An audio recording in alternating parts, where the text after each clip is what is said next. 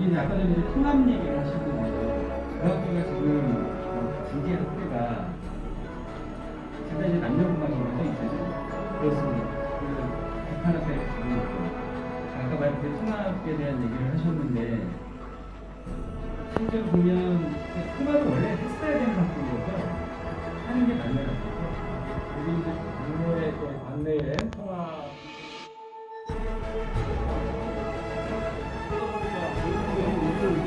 너무 많이 도와주지. 그러니까 뭐 위원회를 떠나가지고 그래서 지금 지역에 지금 계시지만 그 지역 서장들이 늘 전화하시고 그래서 내가 예. 그래서 내가 예전에서 소박사에 왔어.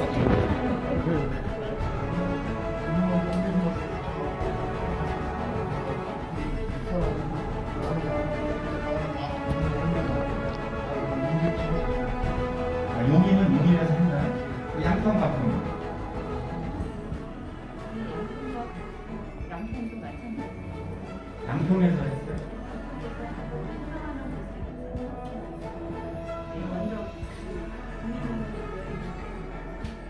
그러니까 각각의 재원생들이 소개도 안 했어. 소개도 못 줘. 새로 보면 소개도 지금 지난번에 많이 좋아서 박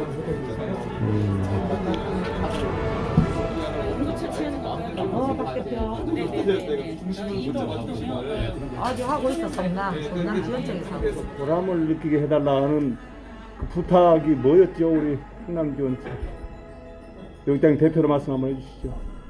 네, 성남교육지원청 대장입니다.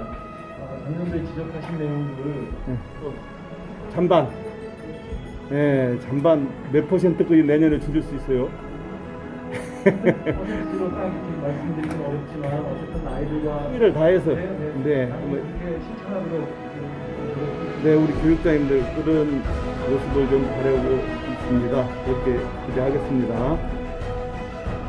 그리고 우리 저 핵심 교육 예산 집행 비율이 굉장히 저조한데 예년에 비해서 거기에 대한 대책을 대응을 빨리빨리 했어야 된다. 그래서 우리 핵심 교육 예산도 거기에 맞게 적절하게 이걸 사용을 했어야 되고 거기에 맞는 대안을 모색하고 갔으면 이렇게 예산이 많이 집행이 저조하지 않을까 아닌가 이런 생각을 반문을 해봅니다. 내년에는 예산을 많이 감액을 할 건가요? 현재로는 최종적으로 말씀드리기 어렵지만 지금쯤 나와야죠. 현재 기준으로는 예년과 같이 같은 방식으로 사업을 진행할 계획으로 같은 방식으로는 예산은 어떻게 되는 거예요? 저희 이제 1년 동안 사업을 적용됐기 때문에 네. 실제로 거기에 맞게 다른 대안을 내야죠. 네네 오프라인이 아니더라도 온라인상으로도 얼마든지 지금 네. 가능하다라고 보여지고요. 그러니까 그래서 네네. 예산이 오히려 증액이 필요하다 이런 정도 얘기가 나올 정도로 대안이 나왔으면 좋겠어요. 네. 네, 그리고 꿈의 대학에 대한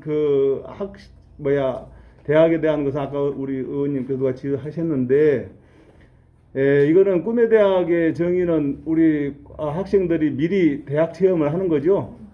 자기 진로에 맞는 대학을. 네, 성남교육청 그렇습니다. 네, 그러면 그 아이들에 대한 그 요구 사항 같은 걸 미리서 학생 스스로가 공부를 하겠다 학교 남아가지고 그러면 그 학생을 위해서 공간을 마련해주고 지원을 해주는 거. 그거 아신가요? 그렇게 신청하는 학생들 비율이 얼마나 되던가요? 네, 정확히 뭐 숫자적으로 제가 파악한 바는 없습니다. 왜냐면 아이들이 이게 이렇게 상황에 따라서 들쑥날쑥하고. 아니 나는 왜 물어보냐면 네.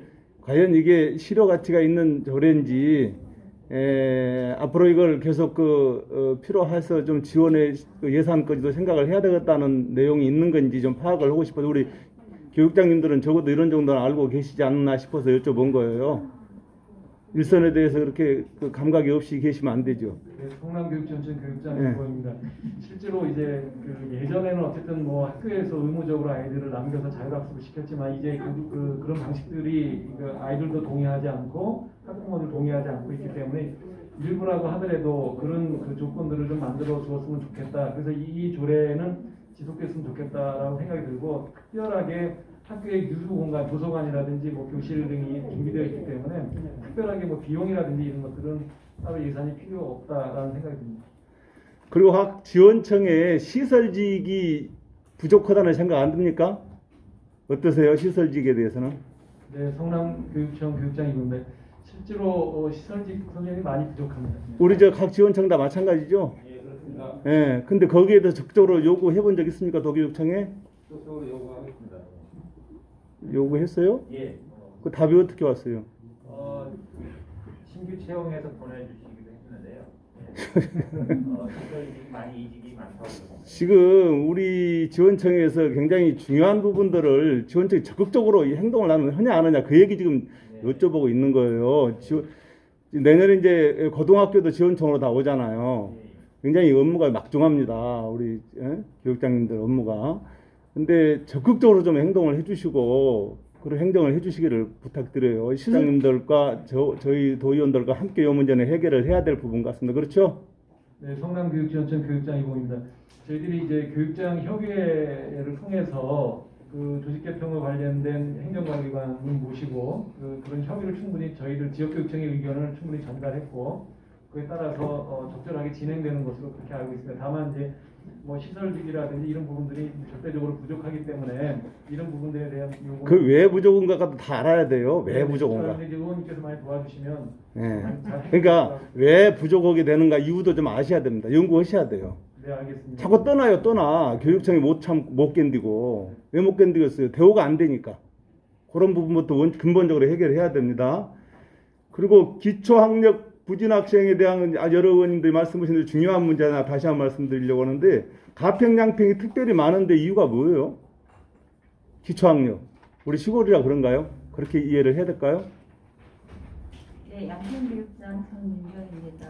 시골이라서 그렇습니다라고 답변을 하기는 어렵습니다. 예, 시골이니까 오히려 더 만나기가 쉽고 1대1 하기가 더 용이할 것 같은데 좀 신경 써주세요. 네, 1대1로 좀 학생 맞춤형 그리고 하도록 하겠습니다. 네네 시간이 없어서 최근 3년간 강제 전학 퇴학 한 학생 건수를 보면 특별히 성남 용인이 높은 편입니다.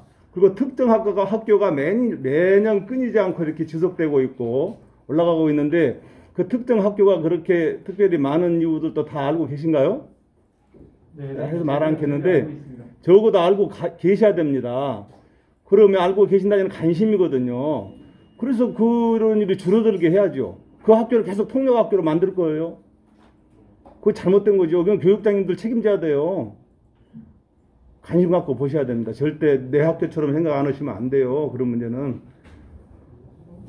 네, 다음에 이상입니다. 수고하셨습니다. 고맙습니다. 박덕정 의원님 수고하셨습니다.